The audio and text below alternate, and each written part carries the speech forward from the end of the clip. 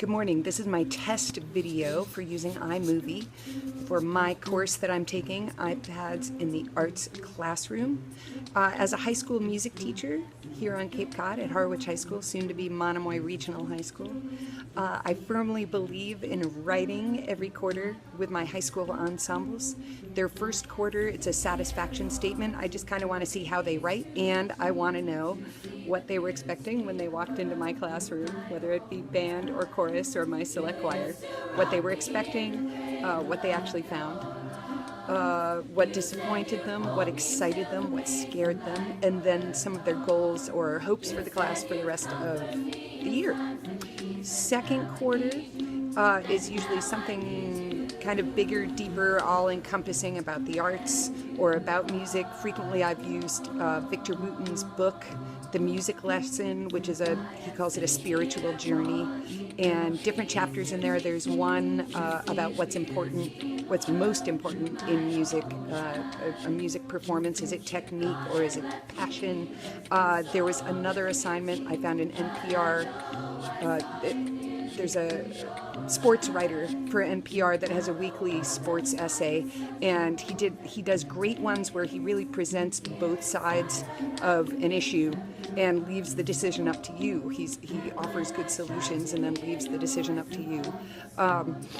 And he wrote about Princeton's athletic director several years ago when he held a press conference about how disturbed he was that the arts receive more honor and respect than college sports or professional sports. It was fascinating, and I had my students wrote on that. We also talked about funding for the arts on a national level. Very, very cool.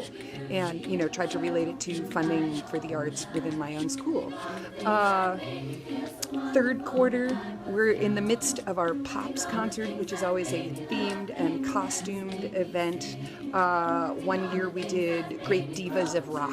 So they had to do a short, kind of Rolling Stone biography on one of the divas that we were performing, their literature.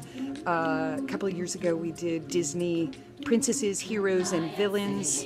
And they always, whatever it is, have to research a figure within our topic, whether it be a Disney figure or a real figure, and then talk about one of the pieces that we're performing in that concert.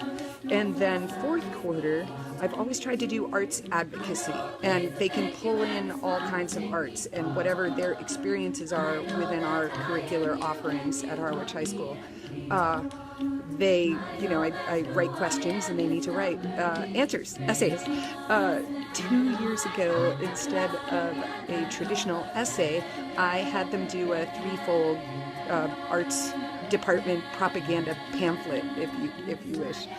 They did have to go online and find a valid source to research statistical benefits of art in high school, music in high school. Obviously this was geared more towards music, but they, again, participation in theater, participation in, and what does this statistically do for students? We all know that, art of all kinds improves standardized test scores, etc., etc. But they had a blast with it, and last year they specifically said to me at the beginning of the year, when we do our fourth quarter advocacy, can we not do a traditional essay? Can we do something untraditional again? Upon visiting with one of my past students who is teaching Spanish immersion through theater, and he brings a lot of art into it. He's had a lot of experience with puppetry and performance art. He has a master's in digital media and performance art. So he brings a lot of that into his classroom. And he was doing a unit teaching about the futurists and contemporary art. And he had these art manifestos, which I promptly stole the idea and tweaked it for my own. And I came up with these, my students created the most incredible manifestos, which I'd like to share with you this morning. My thoughts with this class is then for next year to do podcasts talking about the sharing their experiences, and I'd love to make it a year-long gathering of information, doing video clips and photos, and then have them create these podcasts at the end of the school year. I'd like to show you some of the manifestos right now. One of the things in the assignment that I offered up to them was actually a list that a friend had posted on Facebook about personal qualities not measured by tests, and then I'll pan the actual manifesto, a couple of my favorites. I had so many.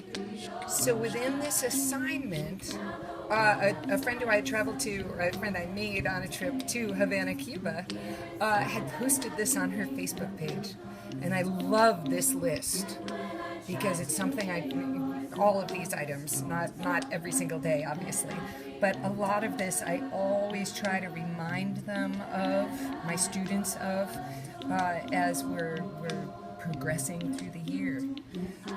We always are talking about sense of beauty. This is one of the magical things that being in the performing arts can teach us. Well, visual arts too, for sure.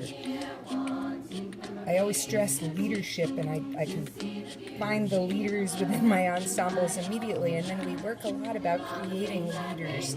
And I had an awesome bass player talk about developing community within the community of the music room. Creativity, obviously, resilience, curiosity, enthusiasm. I urge them to pull some of this into their manifestos, and they could run any which way with these. Always exciting to discover artists within the classroom. This first one that I want to show you was a senior. She graduated last year. And it was so funny because she had done it on this beautiful watercolor paper that she had. And because she sang and played for me, she was able to combine the two, and they had that option. But it was funny because she had harassed me a couple days in class. Did you see mine? Did you see mine? And I hadn't. And it was late at night. And I was like, oh, I better find Annie's. And in this handful of manifestos, and I grabbed this, and I was like, my finger was covering up her name. And I thought, oh God, what did I pull the cover off of? Because I looked at the art, and then I'm like, oh my goodness, this is Annie's. We have a couple of very impressive dance studios near the school that I teach at, and some of my girls are involved in this and are very accomplished ballerinas. And I encourage them always to, relate dance to their experience in chorus, relate their dance to their experience in band. And they had the option to do their manifesto, something that they were passionate and, screaming from the rooftops about dance. And I thought this was particularly beautiful. Kristen is a violinist, and she's quite good. This just blew my socks off. Her statements are gorgeous. This is an exceptionally bright young lady, very good tennis player as well. Great violinist. Again, my violin section within my Mutant concert band really rocked the manifestos. Her statements were gorgeous. She's funny. Great musician. Does not talk unless it's medically necessary.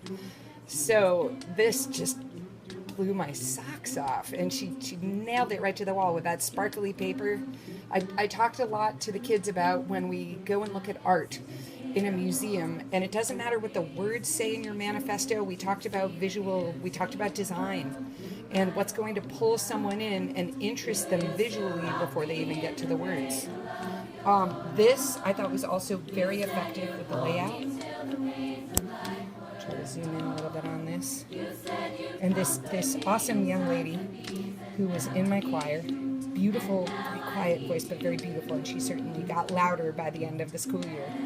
But I loved her choice of layout and colors, and with that, powerful passion, individuality, and courage right there.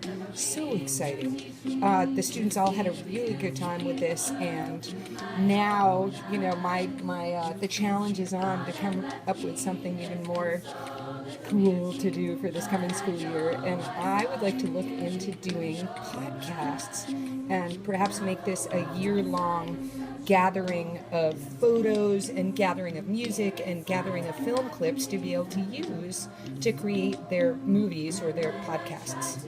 Thank you.